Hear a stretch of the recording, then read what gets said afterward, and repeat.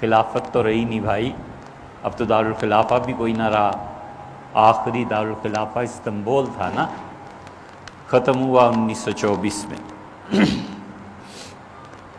کاغذ کے پھاڑنے سے سمجھ نہیں سارا کچھ آیا۔ جی ہاں، آگے کیا؟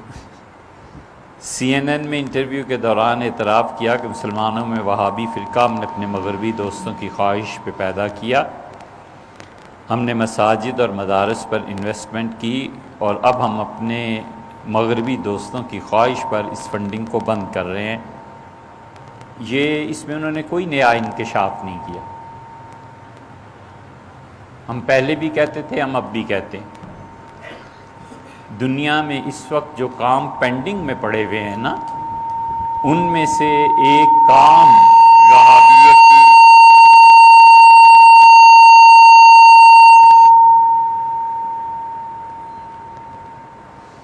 دنیا میں جو کام پینڈنگ میں پڑے ہوئے ہیں نا مسلمانوں کے ذمے، ان میں سے ایک کام وہابیت کی تاریخ کو لکھنا بھی۔ ہمیں آپ سے کوئی ایک ٹکے کا فائدہ نہیں اٹھا، ہم کیوں جھوٹ بولیں؟ لندن میں ہمارے پاسپورٹ، ہمارے خاندان والے گواہ ہیں، 6 مہینے ہم لندن میں رہے ہیں اور اتنی مرتبہ گئے ہیں کہ میں خود یاد نہیں، اور 6 ماہ میں کوئی کام نہیں تھا سوائے اس کے کہ صبح اٹھے اور ایک کپ چائے پیا اور انڈیا آفس لائبریری چلے گئے، دوپہر کو اترے، سامنے مچھلی کی ایک دکان سے مچھلی کھائی، جا کے پھر بیٹھ کے پڑھنے، اور پھر شام کو جب لائبریری بند ہوئی تو اٹھ کے گھر چلے گئے۔ ساری وہابیت کا ریکارڈ جو انگریزوں نے وہاں رکھا ہوا ہے، اور جو معاہدے ہوئے ہیں خلافت عثمانیہ کو توڑنے پہ، ان وہابیوں نے کچھ بھی جرم نہ کیا ہو، تو ان کا یہ تھوڑا بڑا جرم ہے کہ انہوں نے اردن کے جو شاہ ہیں، ان کے دادا پردادا نے، جو شام کے ہیں ان لوگوں نے، ان سب نے مل کر خلافت عثمانیہ کو توڑا، ان سب نے مل کر خلافت عثمانیہ کو بالکل بکھیر کے رکھ دیا۔ جو پیسے لیے، جو معاہدات ہوئے، برطانیہ نے تیل نکالنے پہ جو کچھ کہا، اور برطانیہ کے شاہی خاندان سے جو معاہدے ہوئے کہ کس طرح کریں گے، یہ سب وہاں پڑے ہوئے ہیں۔ کوئی بچہ وقف کر دے اپنی زندگی کو، بشرطے کہ اس کا باپ 1-2 کروڑ چھوڑ کے مر جائے اور کہے بیٹے اس پہ کام کرو، اس وہابیت کی تاریخ کوئی لکھے کہ وہابیت ہے کیا، اور یہ مسلمانوں میں کس طرح عروج پائی، اور ان لوگوں کے برگوبار کیا تھے اور ان کے معاہدات کیا تھے۔ انڈیا آفس لائبریری میں، جو اب برٹش لائبریری کے نام سے مشہور ہے لندن میں، سارا ریکارڈ پڑا ہوا ہے ان کا، کس طرح انہوں نے خریدا، کس طرح انہوں نے کہا کہ شیعہ سنی کی بنیاد رکھو۔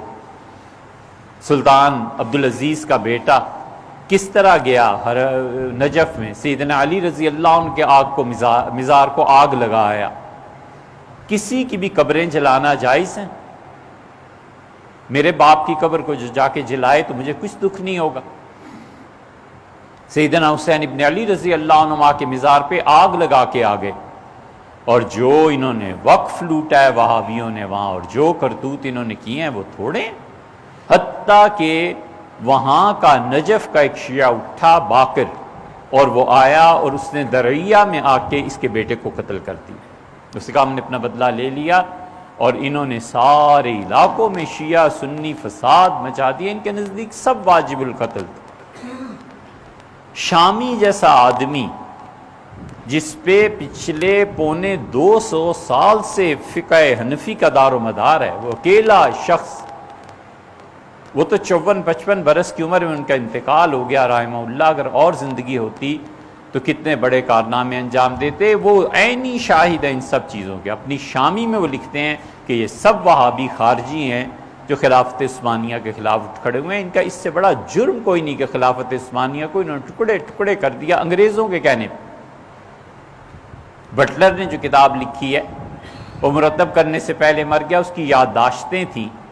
حضرت رسالت مآب صلی اللہ علیہ وسلم کے روضہ مبارک پر جو حملہ کیا ہے اور نیچے چلے گئے ہیں اور جا کر قبر شریف کو جو توڑا ہے، وہ کس کھاتے میں ہے؟